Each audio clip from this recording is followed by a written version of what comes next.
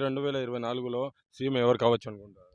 డెఫినెట్‌గా ఈ యొక్క లౌకిక ప్రజాస్వామ్యంలో ఈ గడిచిన 4 సంవత్సరాల కాల వ్యవధిలో వై నాట్ 175 అంటున్నాడు మహానుభావుడు, ప్రియతమ నాయకుడు ఎవరు?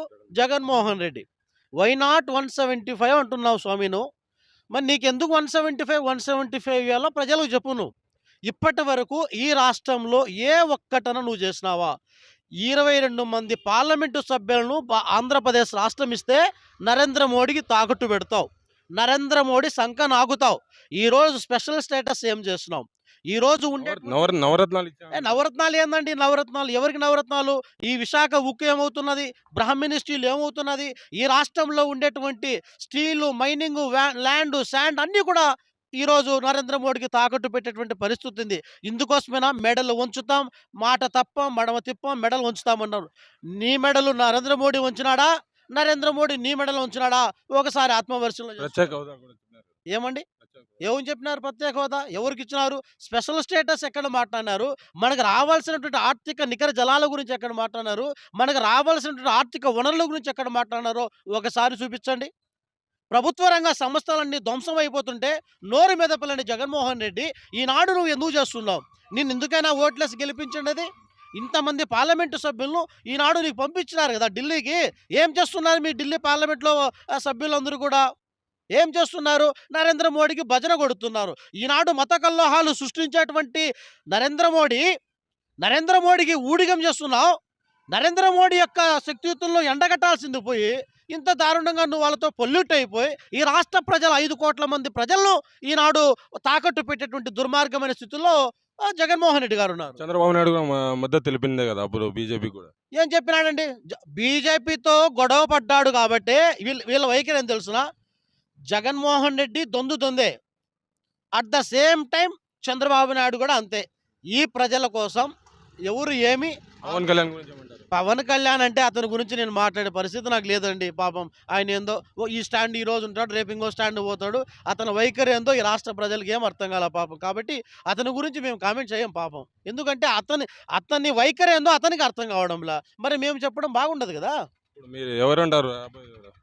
డెఫినెట్గా ఈ భారతదేశంలో మత కల్లోహాలు సృష్టించేటువంటి నరేంద్ర మోడీని గద్దెదించడానికి ఆంధ్రప్రదేశ్ రాష్ట్రంలో ఎవరెవరైతే జతకట్టి కేంద్రంలో ఉండేటువంటి బీజేపీ ప్రాంతాలను పడగొట్టడానికి ఎవరెవరైతే కంకణం కట్టుకుంటారో వాళ్ళందరికీ కూడా మేము సపోర్ట్ చేస్తాం.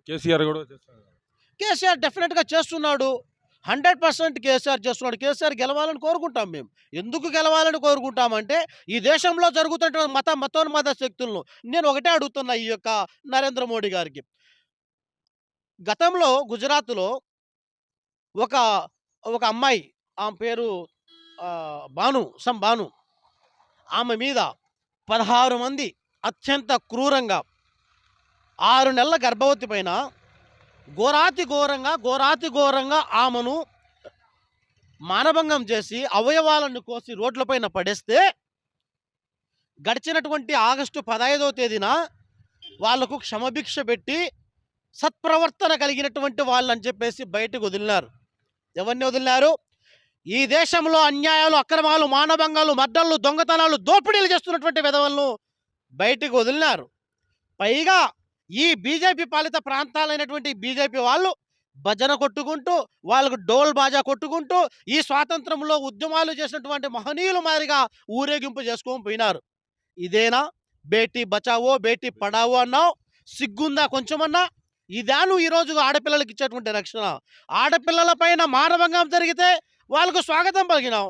ఈనాడు ఆడపిల్లల పైన నీ వైఖరేంది? ఎందుకు ఇంత దొందులు మాట్లాడుతున్నావో ఒకసారి ఆత్మపరిశీలన చేసుకోవాలి కూడా నరేంద్ర మోడీ. ఇది కరెక్ట్ కాదు. అనునిత్యం ఎటువైపు చూసినా అన్యాయాలు, అక్రమాలు, మానభంగాలు, మర్డర్లు, దొంగతనాలు, దోపిడీలే జరుగుతున్నాయి. ఎక్కడ ప్రశాంతంగా ఉంది?